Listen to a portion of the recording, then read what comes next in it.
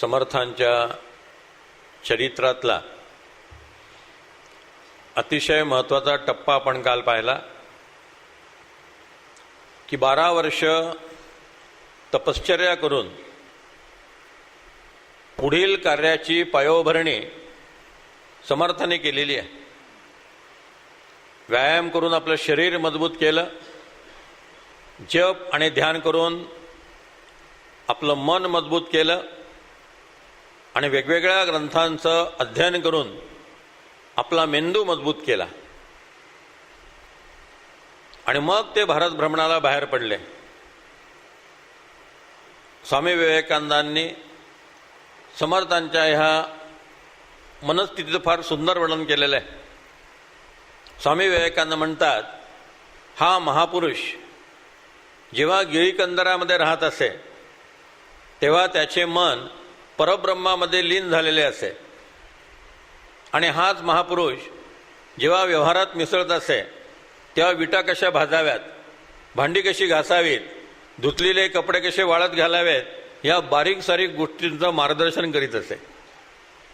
अध्यात्मनिष्ठ अंतर्मुखतेचा उत्तर ध्रुव आणि समाजनिष्ठ बहिर्मुखतेचा दक्षिण ध्रुव याचा सुमधुर समन्वय समर्थांनी आपल्या व्यक्तिमत्वामध्ये या नाशिकच्या काळामध्ये साधला. शहाजी महाराजांची आणि त्यांची भेट, 1.5 वर्षाच्या शिवबाला मातापित्यांनी त्यांच्या चरणावरती घातलं, हा प्रसंग ह्या पुढील घडामोडींच्या दृष्टीनं अतिशय महत्त्वाच्या घटना आहेत. समर्थांच्या लक्षात आलं, प्रवास करताना उद्धवला बरोबर घेऊन चालणार नाही. 10 वर्षाचा मुलगा आहे, त्याची उपाधी आपल्या पाठीमागे नको. बरं, समर्थांच्या चालण्याबद्दल गिरिधरांनी वर्णन केलेलं आहे. समर्थ खूप झपझप चालत असत, खूप द्रुतगतीने चालत असत. हा मुलगा त्या प्रवासाला टिकणार नाही. त्यावेळेस समर्थांनी गोमयाचा मारुती स्थापन केला, त्या मुलाची समजूत घातली आणि मी जसं 12 वर्ष तपश्चरण आणि पुरश्चरण केलं तसं तू 12 वर्ष या ठिकाणी तपश्चरण आणि पुरश्चरण कर. मी भारत प्रवास संपला की पुन्हा नाशिकला येईन, तुला भेटेन आणि तू म्हणशील तिथं तुला घेऊन जाईल, असं त्याला सांगून समर्थांनी त्याच्यासाठी तो मठ स्थापन केला. समर्थांचा पहिला मठ म्हणजे टाकळीचा मठ, पहिला मठपती म्हणजे उद्धव स्वामी आणि पहिला मारुती म्हणजे टाकळीचा मारुती. नंतर रामाचं दर्शन घेतलं. त्या रामाचं आणि त्यांचं एक भावनिक नातं होतं. मनाची एक कोळीक त्या रामाशी जुळली होती. आता 12 वर्ष त्या रामाचं दर्शन घडणार नाही. शेवट्यांदा रामाला भेटले आणि प्रवासासाठी काही शुद्री बरोबर आवश्यक असते ती त्यांनी रामाजवळ मागितली. प्रवासात काय बरोबर लागतं, तुम्ही तुमच्या सामानाची यादी करा. समर्थांनी रामाला सांगितलं, कोमळ वाचा दे रे राम, विमळ करणी दे रे राम, प्रसंग ओळखी दे रे राम, धृतकळामध्ये दे रे राम, धात माता दे रे राम, अनेक धाटी दे रे राम, शब्द मनोहर दे रे राम, प्रबंध सरळी दे रे राम, बहुजन मैत्री दे रे राम, उदासीनता दे रे राम, अर्थारोहण दे रे राम. सगळ्या चांगल्या गोष्टी ज्या समाजात मिसळताना माणसाला आवश्यक असतात त्या सगळ्या समर्थांनी मागितलेल्या आहेत. समर्थांना गुणांचं मोठं वेड होतं. ह्या जगामध्ये विषमता का आहे, समर्थाने एकाने प्रश्न विचारला. का एक मनुष्य खूप श्रीमंत असतो, का एक मनुष्य खूप गरीब असतो? समर्थाने उत्तर दिलं, हे सकळ गुणासी गती, सगुण भाग्यश्री भोगिती, अवगुणा दरिद्र प्राप्ती, यदर्थी संशयो नाही. जेवढे गुण जास्त तेवढी संपत्ती जास्त. आपला व्यवहारातला अनुभव आहे, जो पगार गवंड्याला आणि सुताराला आहे तो मजुराला मिळेल का? आणि जो पगार आर्किटेक्टला आणि बिल्डरला मिळेल तो इतर लोकांना मिळू शकेल का? जेवढं शिक्षण जास्त तेवढा पगार जास्त, जेवढी गुणवत्ता जास्त तेवढे पैसे जास्त. तेंडुलकर, धोनी का बरं श्रीमंत झाले? उत्तम खेळत होते, भरपूर पैसे मिळाले. रजनीकांत म्हणून नट आहे दक्षिणेत, तो एका सिनेमात काम करण्याचे 45 कोटी रुपये घेतो आणि त्याला 45 कोटी रुपये मिळतात. लता मंगेशकरचं एक गायन ठेवायचं म्हटलं की काही कोट रुपयाचा टर्नओव्हर असतो. अनुप जलोटाला बोलवायचं, वाडकर यांना बोलवायचं, त्याचे वेगळे पैसे असतात, त्या लोकांचे वेगळे दर असतात. जेवढा गुण जास्त तेवढं त्या माणसाचं मूल्य जास्त. समर्थ तर म्हणतात, पशु पक्षी गुणवंत लोक त्यास मान देत. काही पक्ष्यांची सुद्धा किमती वेगळ्या असतात, पशूंच्या किमती वेगळ्या असतात. रेसचे जे घोडे असतात त्यांच्या 5-5 पिढ्यांचं रेकॉर्ड ठेवलेलं असतं. आणि रेसचा एक घोडा 15 लाख 20 लाख रुपयाला लोक विकत घेतात. तेवढी किंमत टांग्याच्या घोड्याला मिळेल का?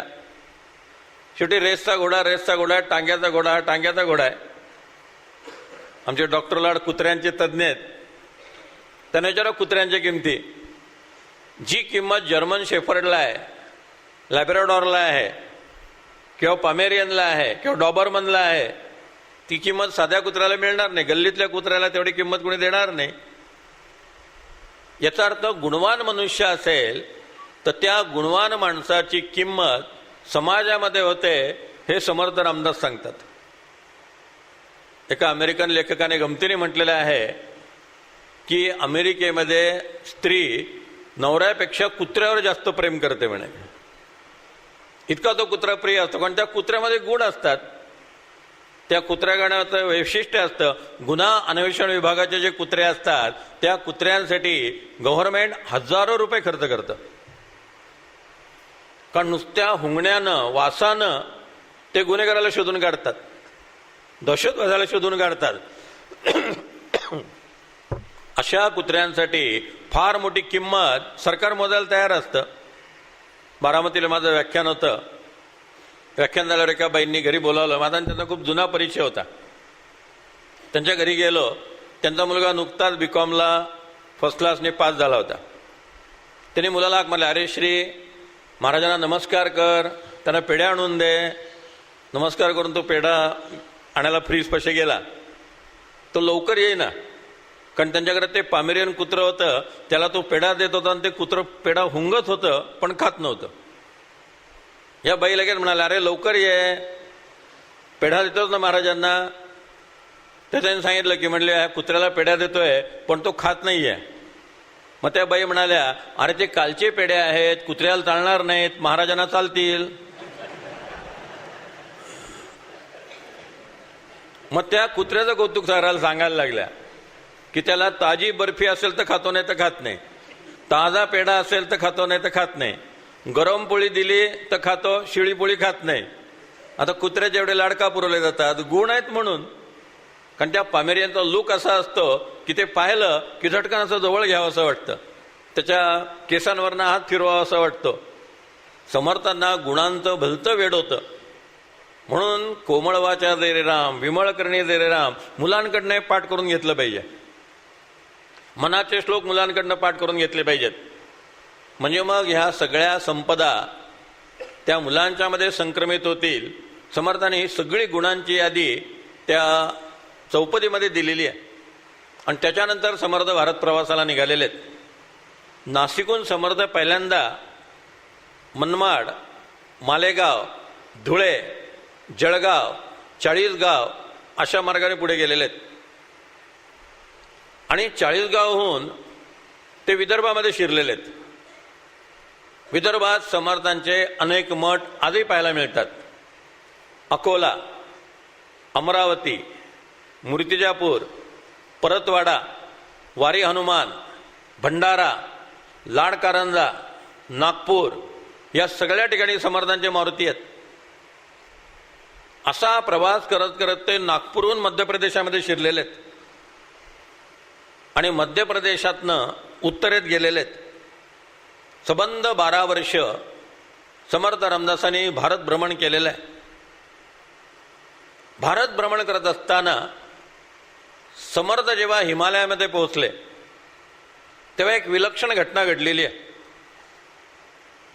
हिमालय ही आपल्या इथं तपोभूमी आहे. साधारणतः माणसं हिमालयात जातात ते देहत्यागासाठी जातात. असं म्हणतात की शंकराचार्याने हिमालयात देह ठेवलेला आहे. अनेक साधू आपल्या जीवनाची सायंकाळ व्यतीत करण्यासाठी, अनेक संन्यासी आपल्या जीवनाचा शेवटचा कालखंड व्यतीत करण्यासाठी हिमालयामध्ये जातात. हिमालय ही कर्मभूमी नाही आहे, हिमालय ही निवृत्ती भूमी आहे. तिथं कोणी जाऊन चळवळी करत नाही, तिथं जाऊन माणसं शांतपणे उपासना करतात आणि शेवटी देहत्याग करतात. समर्थ हिमालयामध्ये आले आणि त्यांच्या मनामध्ये तीव्र वैराग्य निर्माण झालं. आपल्याला आत्मज्ञान झालेलं आहे, रामचंद्राचं दर्शन झालेलं आहे. आता ह्या शरीराच्या पिंजऱ्यामध्ये हा आत्म्याचा पक्षी किती दिवस बंदिस्त ठेवायचा? आपण आपलं अवतार कार्य संपवावं असं समर्थांच्या मनामध्ये येऊन गेलं. अज्ञानी साहित्यिक त्यांच्या चरित्रात लिहिताना समर्थांना आत्महत्या करावीशी वाटली अशा प्रकारचा शब्दप्रयोग करतात. आपल्याकडे वेगवेगळ्या प्रकारच्या समाधी आहेत. जलसमाधी आहे, अग्निसमाधी आहे, संजीवन समाधी आहे. ज्ञानेश्वर महाराजांची संजीवन समाधी आहे.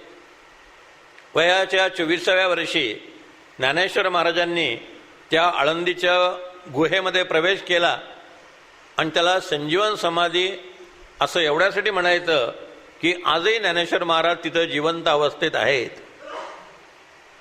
1294 साली ज्या पद्धतीने त्या ठिकाणी ध्यानस्थ बसलेले आहेत त्याच पद्धतीनं ते तिथं ध्यानस्थ बसलेले आहेत. नाथांची जलसमाधी आहे. नाथांना असं वाटलं आपलं अवतार कार्य आता संपवावं. नाथांनी पाण्यामध्ये प्रवेश केला, गोदावरीत प्रवेश केला आणि देहत्याग केला. राम आणि लक्ष्मण यांची जलसमाधी आहे. दोघांनी शरयू नदीमध्ये प्रवेश केला आणि देहत्याग केला.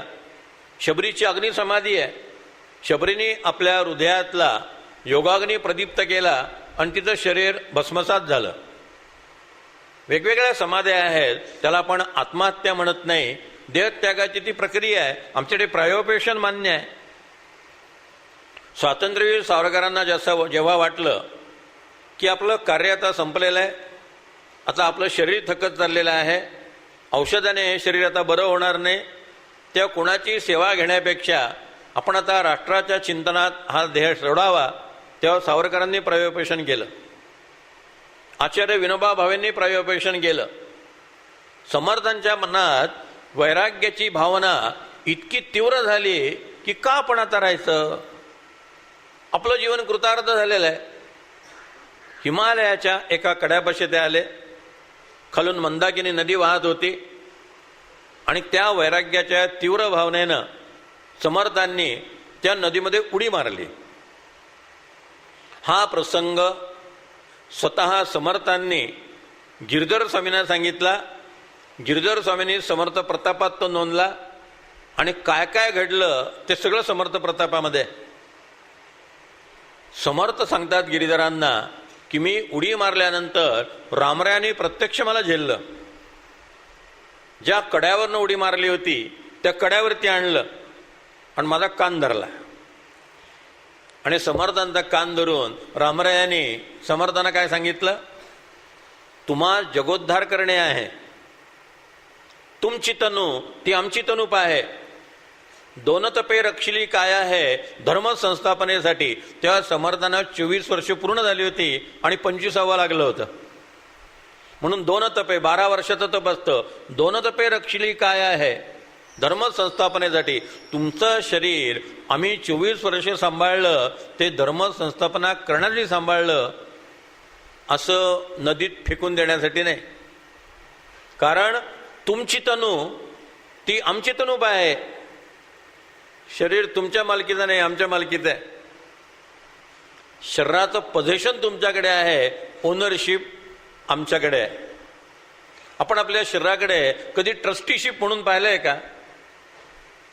ट्रस्टी म्हणून या बॉडीकडे बघा. जसं हे मंदिर जे आहे हे या ट्रस्टींकडे आप्पांनी सोपवलेलं आहे. या ट्रस्टींची भूमिका काय असणार आहे की या मंदिराचा उत्कर्ष कसा होईल, जास्तीत जास्त लोकांना या मंदिराचा लाभ कसा होईल, धर्म प्रचाराचं कार्य इथून कसं होईल, आप्पांच्या आणि दादांच्या पुस्तकांचं जास्तीत जास्त वितरण कसं होईल, सद्विचारांचं प्रसारण कसं होईल, ही ट्रस्टींची भूमिका आहे. आपलं शरीर हा एक ठेवा आहे, तो परमेश्वराने आपल्याकडे दिलेला आहे आणि तो सांभाळणं हे आपलं कर्तव्य आहे.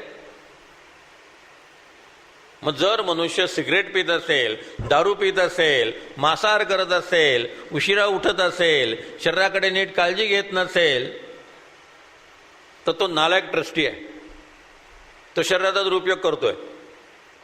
जो व्यायाम करतो आहे, योगा करतो आहे, नामस्मरणाने ध्यानधारणा करतो आहे, आपला गृहस्थाश्रम अत्यंत व्यवस्थित सांभाळतो आहे, मुलाबाळांवर चांगले संस्कार करतो आहे, नोकरी अत्यंत प्रामाणिकपणे करतो आहे, असा मनुष्य या शरीराचा आदर्श ट्रस्टी आहे.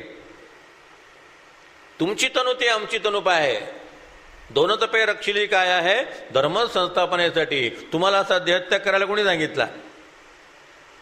समर्थ गिरिधर स्वामी लिहितात, हिमालयात असताना नुसत्या लंगोटीवर फिरत होते. काय शरीर प्रकृती असेल कल्पना करा.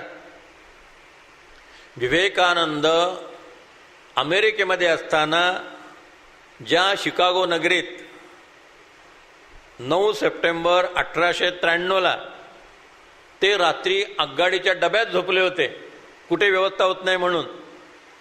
त्यावेळेस बाहेर तापमान -30 होतं. -25 ते 30 टेम्परेचर असताना भारत मातेचा हा थोर सुपुत्र, अंगावरती रग नाही आहे पण अंगात पुरेशी रग आहे म्हणून रस्त्यावर पडलेल्या आगगाडीच्या डब्यामध्ये झोपतोय. काय शरीर कमावलं असेल कल्पना करा. समर्थ लंगोटीवर सगळ्या हिमालयामध्ये फिरतायत. गिरिधर स्वामी लिहितात, 15 दिवस समर्थ जेवतच नव्हते. जेवणातच भान नाही. देहबुद्धी नसल्यामुळे केव्हा तरी 10-15 दिवसात नाही एकदा जेवायचं. माझ्या माहितीच्या एक बाई आहेत, योगिनी ताडे, पुण्याला असतात. त्या स्वामी स्वरूपानंदांच्या शिष्य आहेत. ते आणि मी महिनाभर पावसला 1974 साली होतो. पाऊस स्वामी त्यावेळेस होते स्वरूपानंद. त्या महिन्याभरामध्ये फक्त 1-2दा जेवलेलं मी त्यांना पाहिलं. त्या जेवायच्याच नाहीत, जास्तीत जास्त चहा घ्यायच्या. जेवण त्यांनी कधी केलं नाही महिनाभरात. 1-2दा प्रसाद थोडासा घेतला. काही लोकांना अशा प्रकारच्या सवयी असतात आणि तेवढ्या शक्ती असतात, तेवढ्यावर त्याचं काम चालतं. नरेंद्र मोदी जेव्हा अमेरिकेला गेले, नवरात्राचे दिवस होते, 5 दिवस ते अमेरिकेमध्ये होते. एवढ्या चांगल्या डिशेस त्यांच्यासमोर ठेवल्या होत्या, पण गरम पाणी आणि गरम दूध याच्यावरती ते 5 दिवस राहिले आणि रोज 16-17 तास काम करत होते. तर त्यांना अशक्तपणा आला नाही, ॲनेमिक कंडिशन झाली नाही. तुम्ही शरीराला जसं वळण लावाल, जशी सवय लावाल, तसं शरीर राहतं. 8-8, 10-10, 15-15 दिवस जेवायचंच नाही, अंगात नीट कपडे घालायचे नाहीत, मनस्वी वर्तन करत होते. रामरायाने समर्थांना सांगितलं, तुम्हा जगोद्धार करणे आहे, तुमची तनु ती आमची तनुप आहे, दोन तपे रक्षिली काय आहे, धर्म संस्थापनेसाठी. एक वेश तुम्ही न करावा, एक साथ तुम्ही न धरावा, नित्यानित्य विवेक विवरावा, तुम्ही अंतर्यामी. कारण का सकळ भूदेव वस्त्रहीन झाले, सकळ लोक दारिद्र्य पिडिले, सकळ देवास उपवास घडिले, तुम्ही अन्न वस्त्र भूषणे धारण करावी. तुम्ही व्यवस्थित राहत जा. माऊलींच्या भाषेत मार्गाधारे वर्तावे, विश्व हे मोरेची लावावे, अलोलिक न व्हावे लोकाप्रती. समाजात मिसळताना साधू पुरुषांनी 4 माणसांसारखं वागलं पाहिजे. आपल्या डोळ्यासमोर आप्पांचं उदाहरण आहे. आप्पा 4 माणसांसारखं वागत असत. आप्पा म्हणजे कोणी आपल्यापेक्षा वेगळे आहेत असं काय त्या माणसाला वाटायचं नाही. आप्पांच्या आवडीनिवडी होत्या, ते त्यांच्या आवडीनिवडी सांगायचे. म्हणजे आपल्याला असं कोणी आवडीनिवडी असलेला मनुष्य असला की तो आपल्या जवळचा वाटायला लागतो. वस्तुतः ते सगळ्याच्या पलीकडे होते. त्यांना कसली आवड आणि कसली निवड असणार. समर्थना रामराय म्हणतात, तुम्ही एका कपड्यावर राहू नका, एक वेश तुम्ही न करावा, या एका लंगोटीवर राहत जाऊ नका. कारण सकळ भूदेव वस्त्रहीन झाले. ब्राह्मणांना अंगावरती शाल घ्यायला पैसे नाही आहेत. सकळ लोक दारिद्र्य पिडेले, लोक दारिद्र्याने पिडलेले आहेत. सकळ देवास उपवास पडले, देवांना उपास पडलेत, म्हणजे देवांचे नैवेद्य बंद झालेले आहेत. तुम्ही जर लंगोटीवरती राहायला लागला आणि लोकांच्या अंगावर जर पुरेसे कपडे नसतील तर लोक काय म्हणतील, समर्थ कुठे कपडे घालतात, आपण कशाला कपडे व्यवस्थित घालायचे. तुम्ही जर जेवला नाहीत तर लोक देवाला नैवेद्य दाखवणार नाहीत. आमचे गुरु उपाशी आहेत, देवाला कशाला नैवेद्य दाखवायचा, देवाच्या नैवेद्य आधीच बंद पडलेत. यवनांच्या धाकामुळे लोक घराबाहेर मंदिरात काही नैवेद्य घेऊनच जात नाही. पूर्वी प्रथा होती, नवीन धान्य आलं की पहिलं धान्य देवाला अर्पण करायचं. सणाच्या दिवशी घरात स्वयंपाक केला की स्वयंपाकाचं ताट मठामध्ये नेऊन द्यायचं. आता यवनांच्या भीतीनं देवांना नैवेद्य बंद पडलेले आहेत.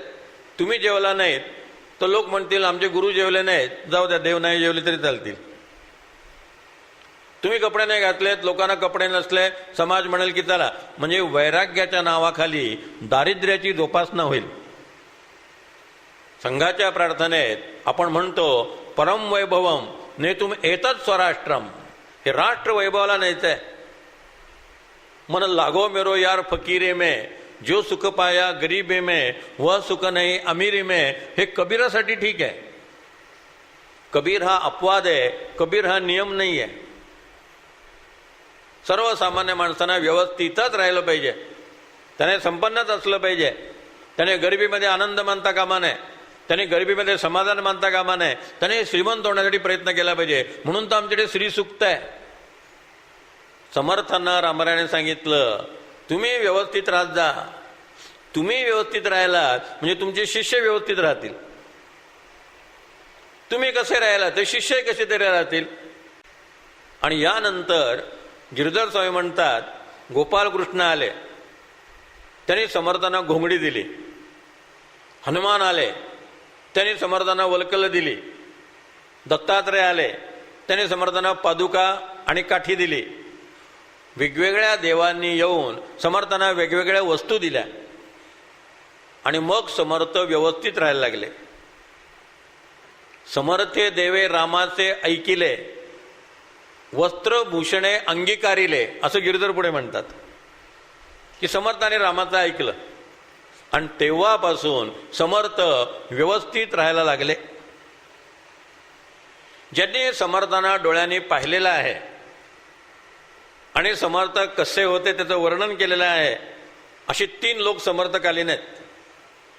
एक मेरू स्वामी, त्यांनी रामसोहळा ग्रंथात समर्थांचं वर्णन केलेलं आहे. दुसरे अनंत कवी, त्यांनी त्यांच्या काव्यात समर्थांचं वर्णन केलेलं आहे.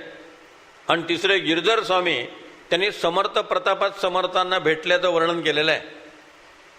तिघांनी स्पष्ट म्हटलेलं आहे की गळ्यापासून पायाच्या घोट्यापर्यंत सबंध वस्त्रांनी समर्थांनी आपलं शरीर झाकलेलं होतं. त्यांच्या मस्तकावरती फेटा होता, त्यामध्ये मोरपीस होतं, त्याला मोत्यांचा तुरा होता. समर्थांच्या कानात सोन्याची डूल होते, समर्थांच्या हाताला सोन्याचं कडं होतं, सोन्याची भिगबाळी त्यांनी घातलेली होती. या सगळ्या वर्णनावरनं असं लक्षात येतं की समर्थ पॉश राहत होते. लंगोटीतलं जे समर्थांचं चित्र आहे ते सांप्रदायिकांनी आपल्या माथी मारलेलं चित्र आहे असं माझं स्पष्ट मत आहे. तर आमच्या सगळ्या पुस्तकांमध्ये चिंता करतो विषयाचं मुखपृष्ठ जे आहे, समर्थांच्या गळ्यामध्ये पूर्ण वस्त्र आहे. समर्थ पूर्ण कफनी वापरत असत. सांगलीला पटवर्धनांच्या राजवाड्यामध्ये जेव्हा मी गेलो होतो, तिथं समर्थांचं आणि शिवाजी महाराजांचं चित्र आहे. ते चित्र समर्थांच्या समकालीन चित्रकारांनी काढलेलं आहे. ते चित्र इतकं जुनं आहे हे मी बाबासाहेब पुरंदरांकडनं कन्फर्म करून घेतलेलं आहे. त्या चित्रामध्ये समर्थांच्या अंगात पूर्ण कफनी आहे, त्या कफनीच्या बाह्या पूर्ण मनगटापर्यंत आहेत. शिवाजी महाराज नमस्कार करायचा प्रयत्न करत आहेत आणि समर्थ त्यांचे दंड धरून त्यांना नमस्कार करू देत नाही आहेत, असं ते चित्र आहे. दंड धरून त्यांना जवळ घेत आहेत समर्थ. त्यात समर्थांनी पूर्ण अंगावर ते व्यवस्थित कपडे घातलेले आहेत. वेणाबाई, अक्काबाई, बाह्याबाई, अंबिकाबाई यांच्यासारख्या शिष्यांमध्ये स्त्री शिष्यांबरोबर वावरताना समर्थ लंगोटीवर वावरत असतील यावर मी कधीही विश्वास ठेवणार नाही. त्यांनी मूर्खलक्षण सांगितलंय, सर्व काळ नग्न असे तो एक मूर्ख. जो अंगावर पुरेसे कपडे घालत नाही त्याला समर्थांनी मूर्ख म्हटलेलं आहे. समर्थ व्यवस्थित राहत होते. एकच बोलका प्रसंग सांगतो. स्वामी दर्शन या ग्रंथात गिरीधर स्वामींनी लिहिलेला तो प्रसंग आहे. समर्थ सज्जनगडावरती आहेत. शिवाजी महाराज त्यांना भेटायला आलेले आहेत. आत्ता जिथं ज्याला आपण भातखळ म्हणतो, वरपर्यंत गाड्या येतात, तिथं त्यावेळेला घोडे आणि हत्ती ठेवायची सोय होती. शिवाजी महाराज हत्तीवरनं वरती आले. तिथं हत्ती ठेवण्यात आला. गिरीधरांनी तटावरनं शिवाजी महाराजांना पाहिलं. धावत धावत ते शेतघरात आले. शेतघरामध्ये समर्थ पलंगावर बसले होते. गिरीधर स्वामींनी समर्थांना सांगितलं, राजा शिवाजी भोसले आले ती, उंच वस्त्र परिधान करावे, राजियास आनंद वाटेल. समर्थांनी मंद स्मित केलं. मंद स्मित याचा अर्थ येस, चालेल. गिरधर म्हणतात, समर्थ संकेताने बोलत असत. फार बोलायची गरज नाही, नुसतं मंद स्मित केलं याचा अर्थ ठीक आहे, चालेल. गिरधरांनी कपाट उघडलं. एक भरजरी मेखळा घेतली. समर्थाने ती कमरेला गुंडाळली. मग रेशमी शाल घेतली. समर्थाने ती खांद्यावरती घेतली. कपाट बदल केलं. गिरधरांनी गंध घेतलं आणि ते समर्थांच्या कपाळाला लावलं. हे सगळं 1 ते 1.5 मिनिटात झालं. याचा अर्थ समर्थांना मेकअपला 1.5 मिनिटं पुरत होता. 1 ते 1.5 मिनिटात समर्थ तयार होत होते. पुढे गिरधर म्हणतात, ते मठातनं खाली आले आणि जिथं मठाच्या पायऱ्या संपतात तिथं उभे राहिले. त्याच्यासमोर गुरुवाची अशी दिवडीची कमान आहे. शिवाजी महाराज, ते पद्धत होती गडावर, आला मनुष्य पहिल्यांदा की त्यांनी अंगलाई देवीचं दर्शन घ्यायचं आणि तिथून मठात यायचं. अंगलाई देवीपासून मठात येणारा मनुष्य गुरुवाच्या दिवडीपाशी येईपर्यंत दिसत नव्हता. गुरुवाच्या दिवडीपाशी तो आला की तो दिसायचा. शिवाजी महाराज दिवडीपाशी आले. गिरीधरांची आणि शिवाजी महाराजांची पहिली भेट शिवतरगडला झाली होती. त्या समर्थांनी त्यांची आणि गिरीधरांची ओळख करून दिली होती. दुसरी भेट चाफळला झाली होती. त्या शिवाजी महाराज विसरले आणि मग समर्थांना पुन्हा आठवण करून द्यावी लागली की हे गिरीधर स्वामी, हे माझे लेखनिक आहेत, हे माझ्या बरोबर असतात. त्या गिरीधरांना वाईट वाटलं की अरे आपलं नाव हे विसरले. तिसऱ्यांदा सज्जनगडावर आता भेट होतीये. तेव्हा गिरीधरांच्या मनामध्ये असा विचार आला की आता आपल्याला हे ओळखतील का. गिरीधर स्वामी लिहितात स्वामी दर्शनमध्ये की शिवाजी महाराजांनी ती दिवडी ओलांडली. त्यांनी माझ्याकडे पाहिलं, मला ओळखलं, हसले आणि जसं आपण हाय ओके असं हात करतो तसा शिवाजी महाराजांनी लकबीने हात केला. शिवाजी महाराजांनी लगबीने हात केल्यानंतर आणि ते माझ्याकडे पाहून हसल्यानंतर मला इतका आनंद वाटला की गिरीधर लिहितात, एका तपकात 33 कोटी देव घ्यावेत, ते शिवाजी महाराजांवरनं ओवाळावेत आणि टाकून द्यावेत. अशा आनंदाने मी शिवाजी महाराजांकडे धावलो. मी उजव्या हाताने शिवाजी महाराजांचा डावा दंड धरला, डाव्या हाताने डावं मनगड धरलं आणि सन्मानपूर्वक त्यांना मठामध्ये नेलं.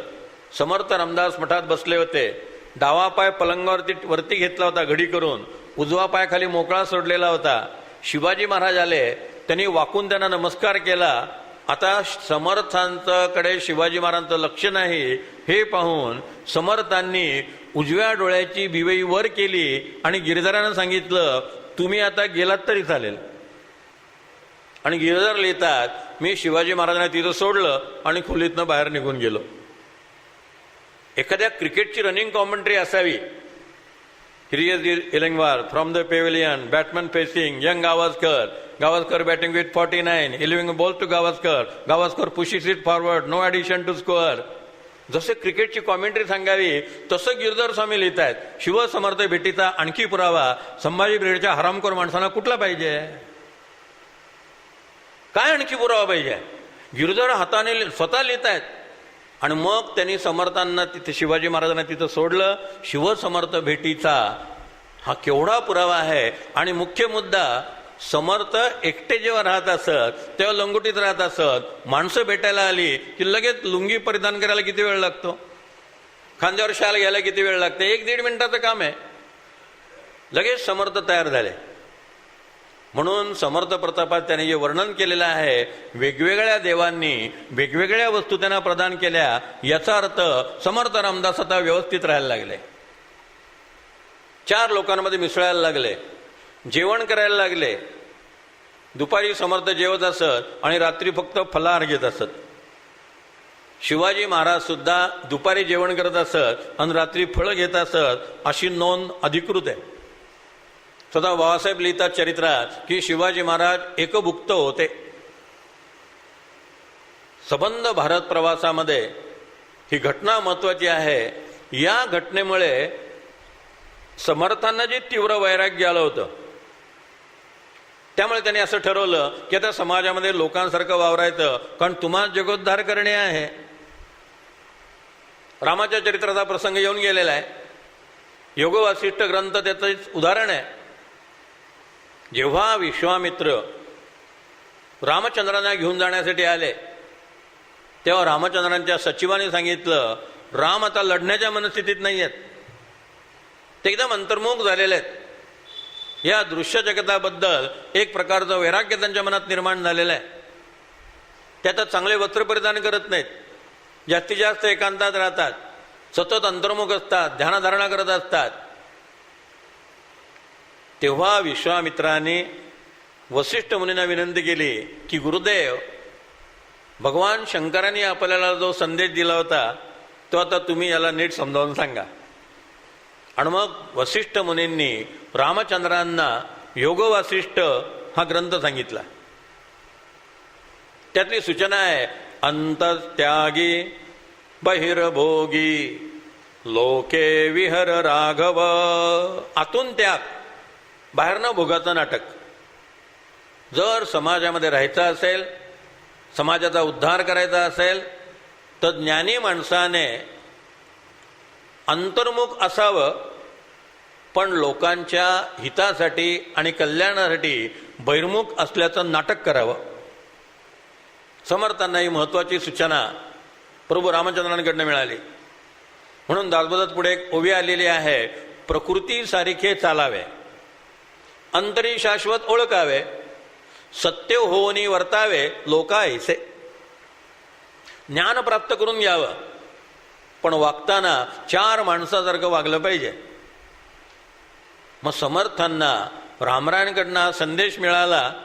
त्याच्यानंतर त्यांच्या लक्षात आलं की नैष्टिक ब्रह्मचर्य हे आपल्याला शक्य आहे, सामान्य मनुष्याला प्रपंचच सांगितला पाहिजे. आपण जेवणाशिवाय राहू शकू, सामान्य माणसासाठी आपल्याला त्यांच्याबरोबर जेवलं पाहिजे.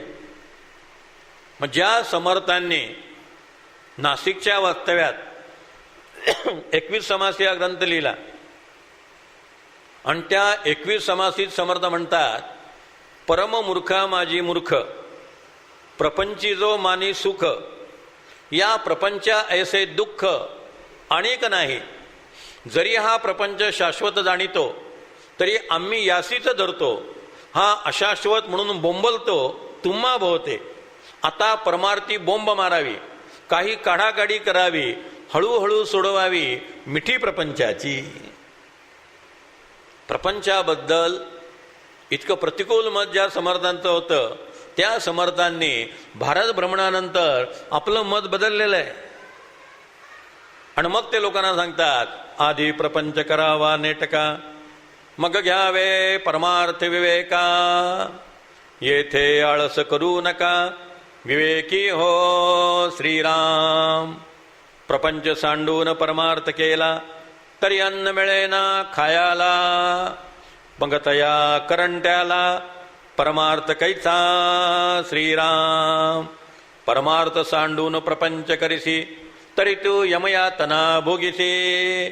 ती परमकष्टी होसी, यमयातना भोगिता श्रीराम. प्रपंच करावा नेमक, पहावा परमार्थ विवेक. जेणे करता उभय लोक, संतुष्ट होती श्रीराम. प्रपंच सुखे नैव करावा, परी काही परमार्थ वाढवावा, परमार्थ अवघाची बुडवावा, हे बरे नव्हे श्रीराम. प्रपंची जो सावधान तोच परमार्थ करील जाण, प्रपंची जो अप्रमाण तो परमार्थी खोटा श्रीराम. अप्पा हे प्रपंच परमार्थ समन्वयाचं अतिशय उत्कृष्ट उदाहरण आहे.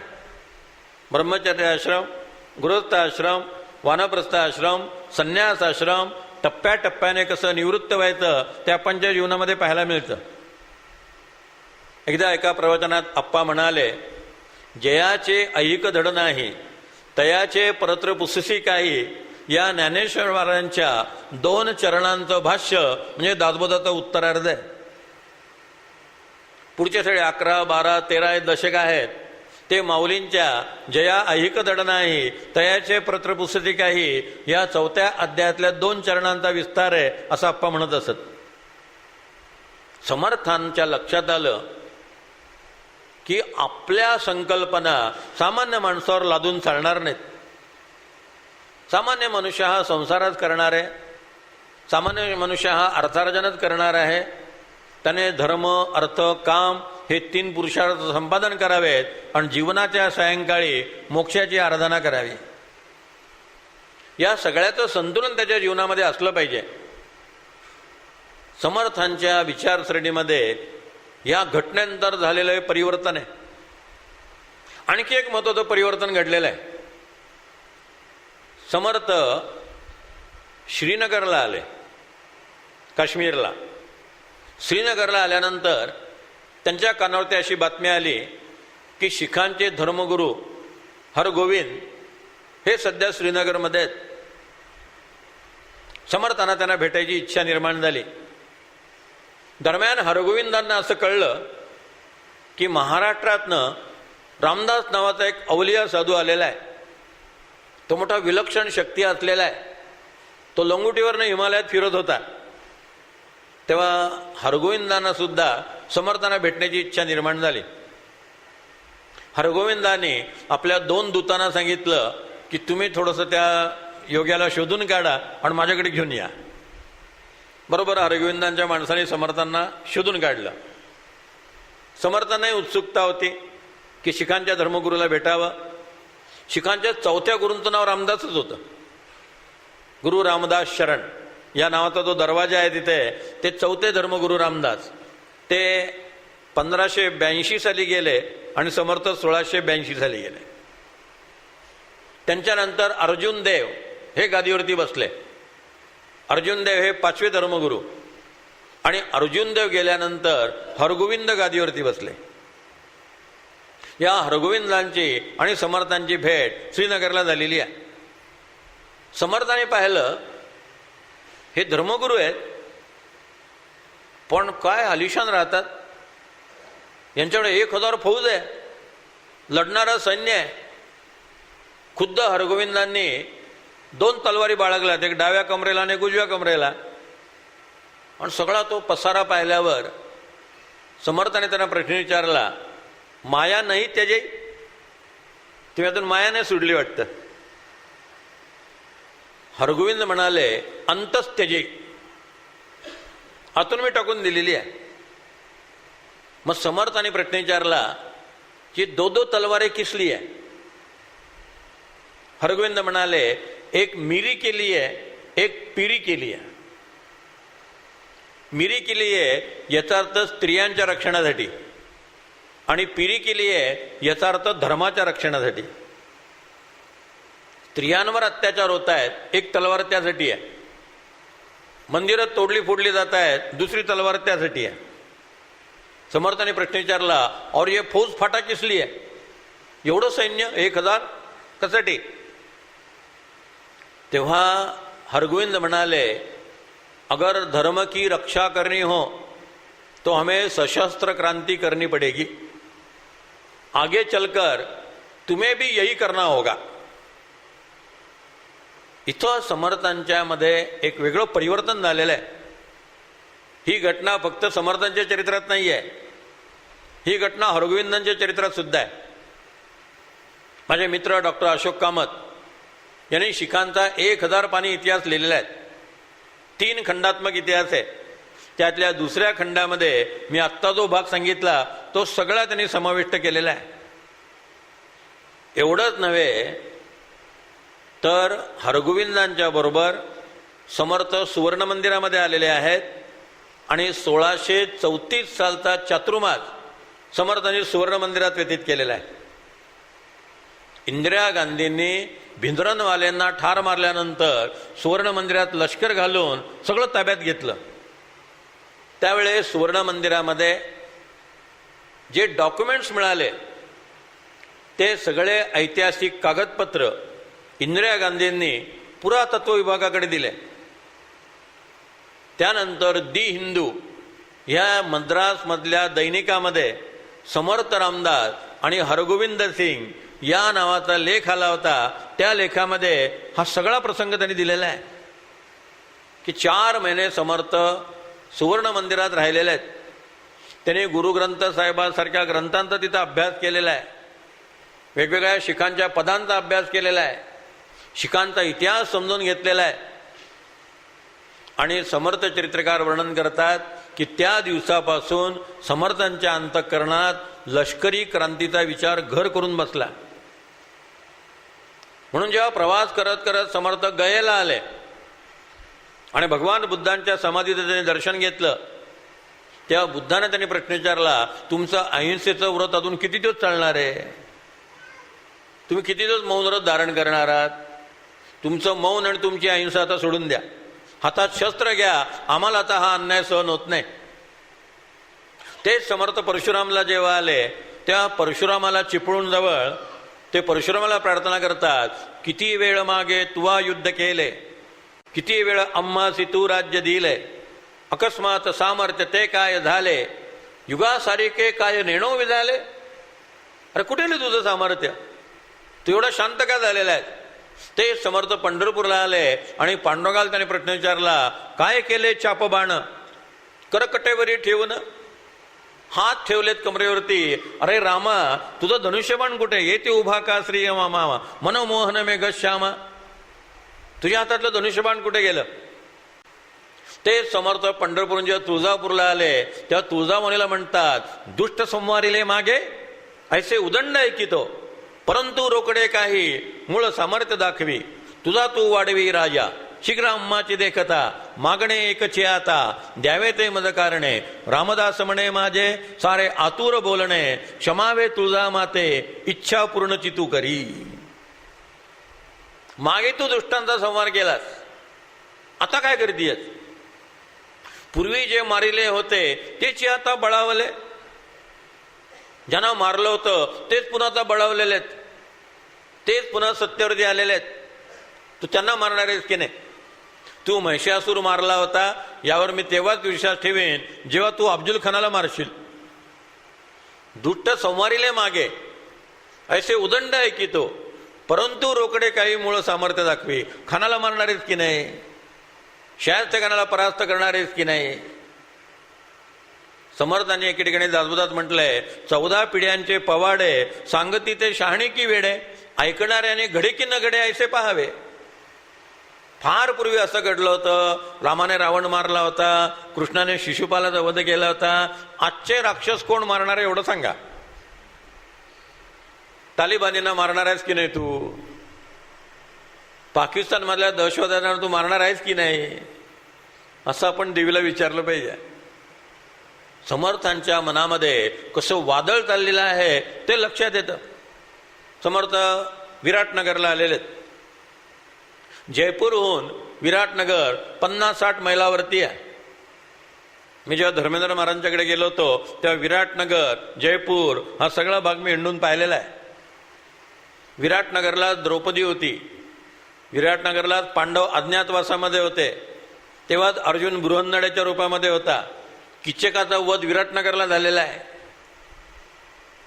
त्या विराटनगरमध्ये समर्थांनी हनुमंताचं मंदिर उभं केलं.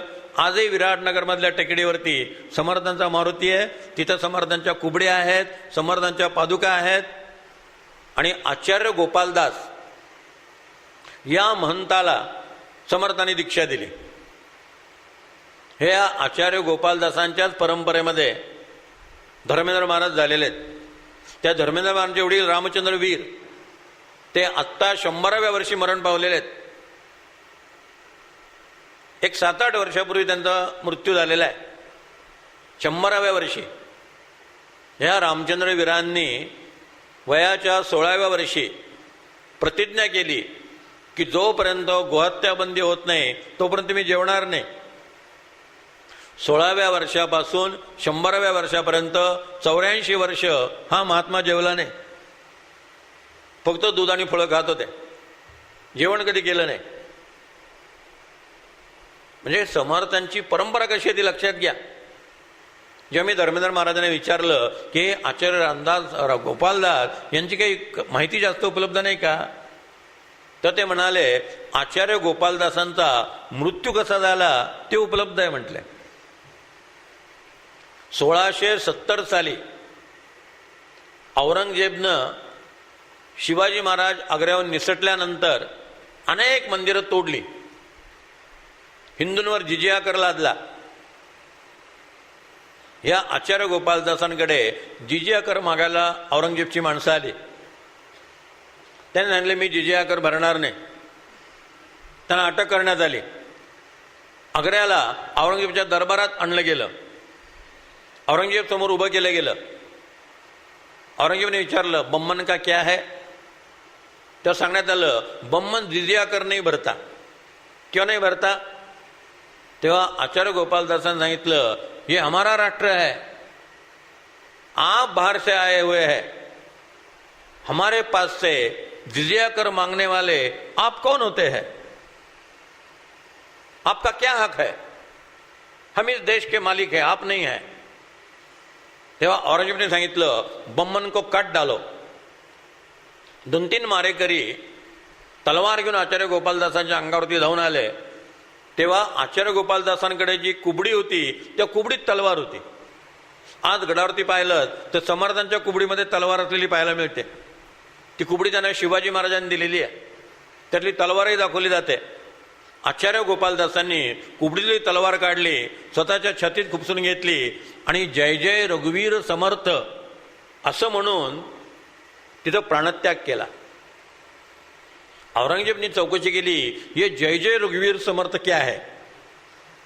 तेव्हा औरंगजेबला सांगण्यात आलं ये उनके गुरुदेव का घोष है, उनके गुरुदेव ने उनको ये मंत्र दिया था. पण समर्थांनी 1634 साली किंवा 35 साली विराटनगरला देशभक्तीचं जे एक बी त्या ठिकाणी रोवलं होतं, त्या आचार्य गोपालदासांनी 36 वर्षानंतर प्राणत्याग केला पण कर भरला नाही. कसा विचार समर्थ आपल्या भारत भ्रमणामध्ये लोकांमध्ये संक्रमित करत होते ते लक्षात घ्या. समर्थांनी काशी, अयोध्या, मथुरा, वृंदावन, गोकुळ हा सगळा प्रवास केला. काशीचं मंदिर तेव्हा पडलेलं नव्हतं. काशीच्या मंदिरामध्ये त्यावेळेला विश्वनाथ होते. पुढे 1670 साली शिवाजी महाराज आग्र्याहून निसटले तेव्हा औरंगजेबने जी अनेक मंदिरं पाडली त्यात काशीचं विश्वनाथाचं मंदिर उद्ध्वस्त केलं. गागा भट्ट हे त्या मंदिराचे पुजारी होते. जेव्हा 1670ला औरंगजेबने ते मंदिर उद्ध्वस्त केलं तेव्हा गागा भट्ट महाराष्ट्रामध्ये आले आणि 1672 साली शिवाजी महाराजांना भेटून त्यांनी शिवाजी महाराजांच्या राज्याभिषेकाचा विषय काढला आणि मग 74 साली राज्याभिषेक झाला. पण समर्थ जेव्हा काशीला होते तेव्हा विश्वनाथाचं मंदिर होतं. समर्थ अयोध्येला गेले तेव्हा रामाचं मंदिर पाडलेलं होतं. तिथं बाबरी मशीद झालेली होती. 1529 साली बाबरानं ती मशीद मंदिर पाडलं आणि तिथं मशीद उभी केली. समर्थांना काय वाटलं असेल? 11 महिने ते अयोध्येत मठ स्थापन केलेला आहे. विश्वनाथ पंडित या तरुण योद्ध्या पुरुषाला त्यांनी मठपती म्हणून नेमलेलं आहे.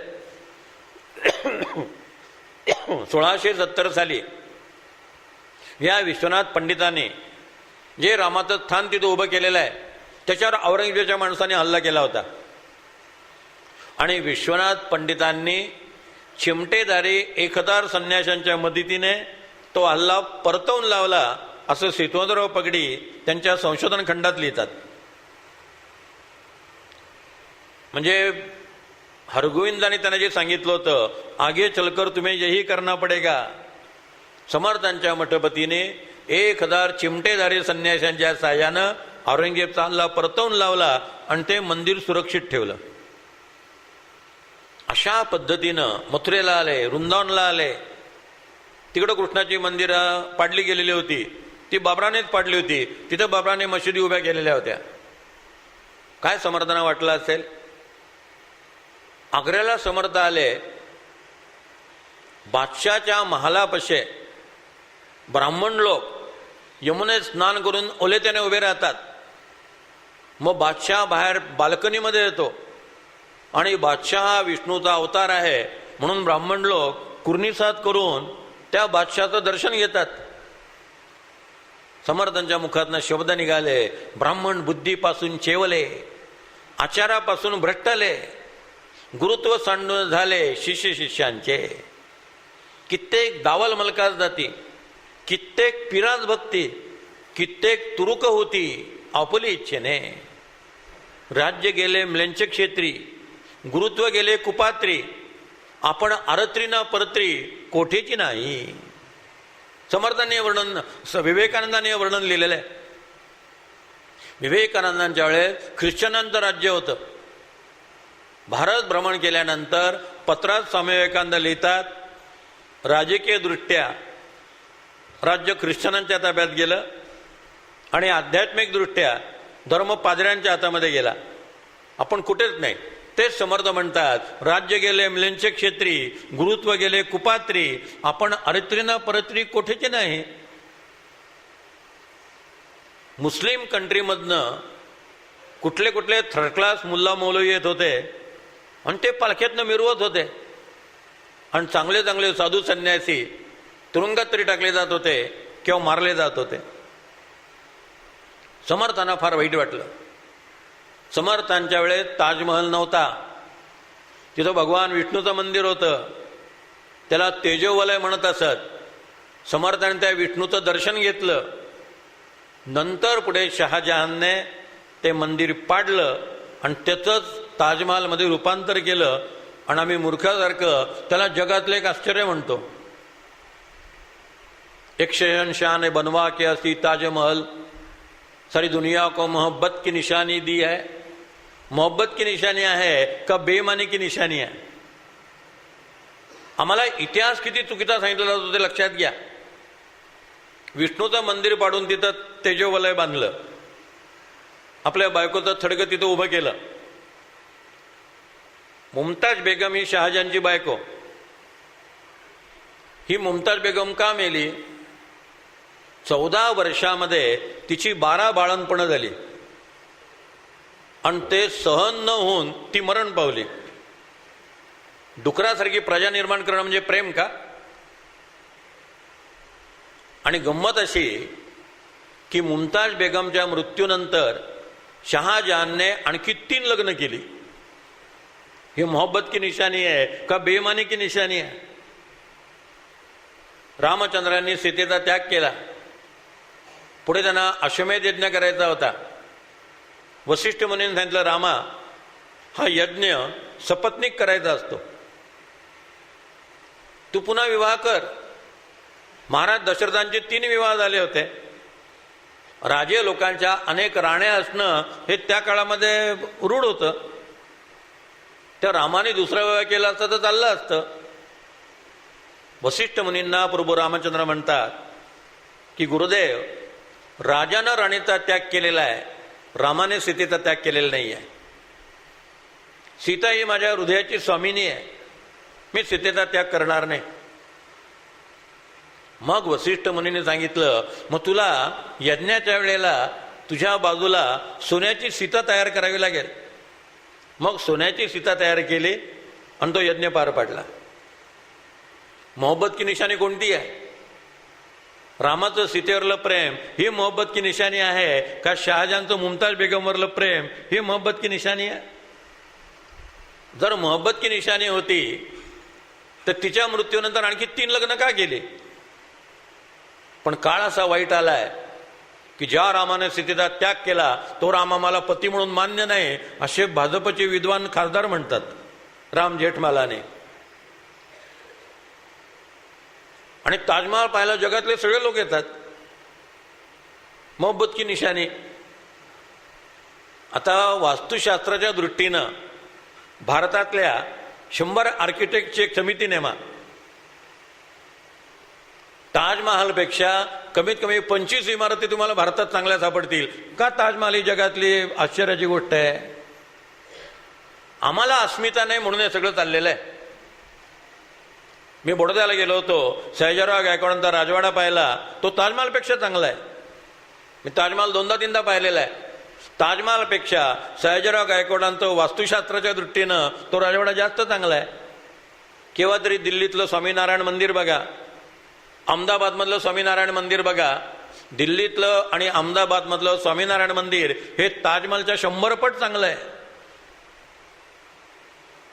पण नेहरूंसारखा इंग्रजाळलेला मनुष्य पंतप्रधान झाल्यानंतर पुन्हा मेकॉलेचं शिक्षण आमच्यावरती लादलं गेलं आणि ताजमहाल हे जगातलं मोठं आश्चर्य आहे हे आमच्या मनावरती बिंबवलं गेलं. आपण सांगितलं पाहिजे सयाजीराव गायकवाडांचा महाल हे जगातलं आश्चर्य आहे, स्वामीनारायण मंदिर हे जगातलं आश्चर्य आहे.